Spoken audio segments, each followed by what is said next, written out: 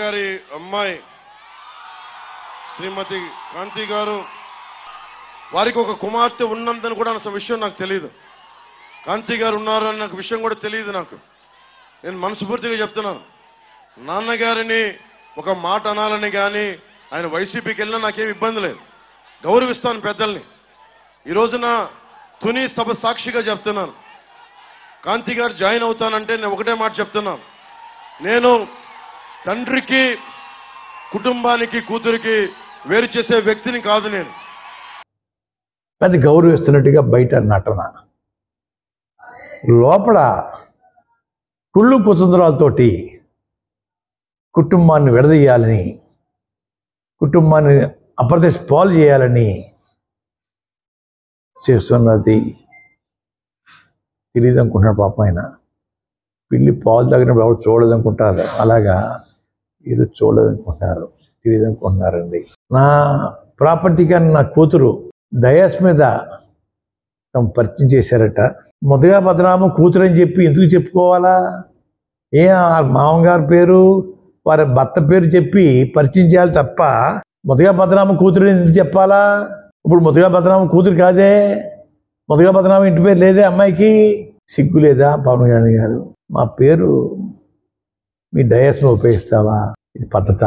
నేను ఒకటి అడుగుతాను, ఇంకోటి కొత్త విషయం. మా అమ్మాయిని పరిచయం చేసావు, ఓకే, మీ ఇద్దరు భార్యను కూడా పరిచయం చేయొచ్చు కదా, వదిలేసిన భార్యను పరిచయం చేయొచ్చు కదా, డయాస్ మీద గురించి పరిచయం చేయి, మూడో భార్య కూడా గురించి పరిచయం చేయి. అంటే ఎదరోళ్ళు లోకువా, ఎదరోళ్ళు నీ అవమానిస్తూ ఉంటావు అన్నమాట.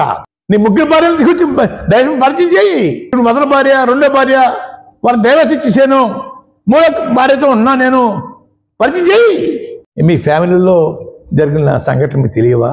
సోదరి కాంతి గారికి మనస్ఫూర్తిగా మీ అందరి తరపున ధన్యవాదాలు తెలుపుకుంటూ, నేను కులాలనే కలిపేవాడిని, పార్టీలనే కలిపేవాడిని. కుటుంబాన్ని వేరు చేస్తామా? కుటుంబాన్ని కలుపుతాం. ముద్రగడ గారిని కాంతి గారిని కలుపుతాం తప్ప మనం కూర్చొని వేరు చెయ్యం. అలా పరిస్థితి ఎప్పుడు తీసుకురాం. నేను మీకు ఈ రోజున మాట ఇస్తున్నా, వచ్చే ఎన్నికల్లో ఎప్పుడు ఎన్నికలు వచ్చినా సరే వచ్చే ఎన్నికల్లో కాంతి గారిని జనసేన అభ్యర్థిగా నిలబెడతాం. భవిష్యత్తులో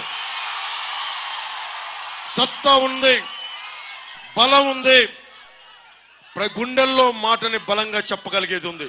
నేను ఒకటే చెప్తా ఉన్నా, మనుషుల్ని కలుపుతాం తప్ప కుటుంబాలని కలుపుతాం తప్ప వేరు చెయ్యం మేము. అయ్యా హైదరాబాద్ వచ్చేసేసి ఇక్కడ మా కుటుంబాల్లో చిచ్చు పెట్టేసేసి మా అమ్మాయి ఎమ్మెల్యే సీట్ ఇస్తాడా? ఆయన దిక్కు లేదు సీటు, పారిపోయి వచ్చేసాడు భీమవరం నుంచి. తన్ని తరివేశారు గాజువాక నుంచి. ఇక్కడ తన్ని తరివేపోతున్నారు పిఠాపురంలో. ఈ పెద్ద మనిషి మాకు సీట్ ఇచ్చేస్తాడా ఈ అమ్మాయికి? ఓహోహోహో, ఏమి నటన, ఏమి నటన. అదే చెప్తున్నా మీకు అందరికీ.